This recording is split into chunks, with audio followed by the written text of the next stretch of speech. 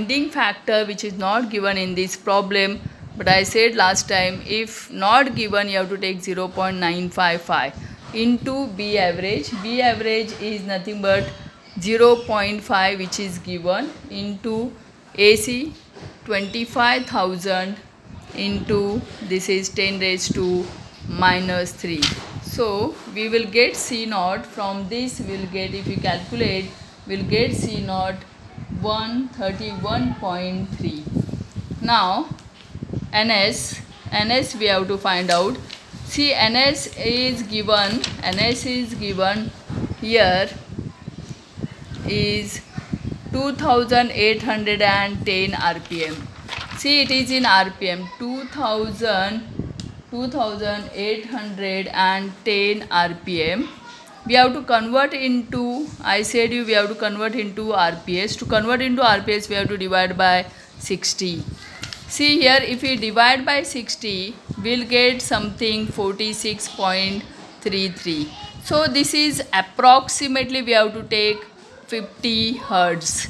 So this another way, 2810 RPM, which is near to the 3000 RPM. And if you divide this 3000 RPM by 60, we are getting the 50 RPS. Sorry, here 50 RPS.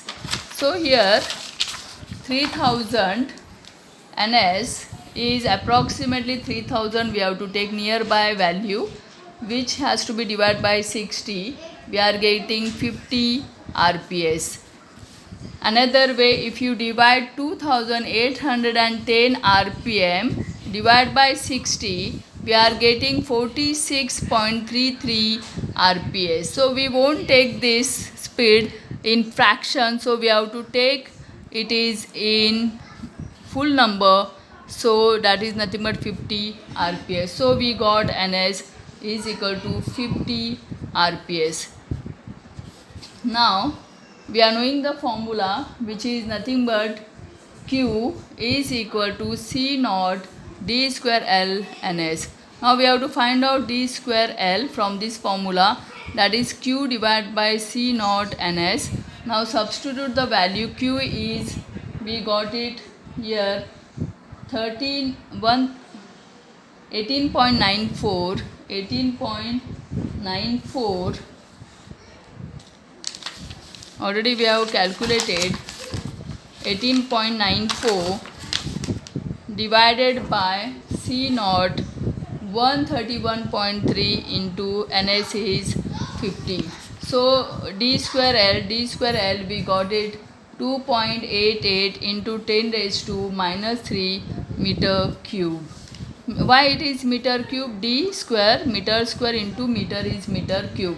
Now I said peripheral speed is given already, pi d ns, which is nothing but 20 is given to us.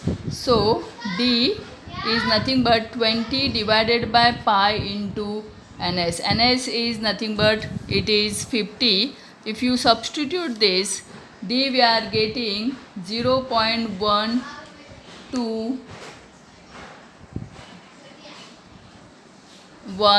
13 meter, and same value d you substitute in the above formula d square L, if you substitute 2.88 into 10 raised to minus 3, if you substitute d, then we will get L is equal to 0.177 meter.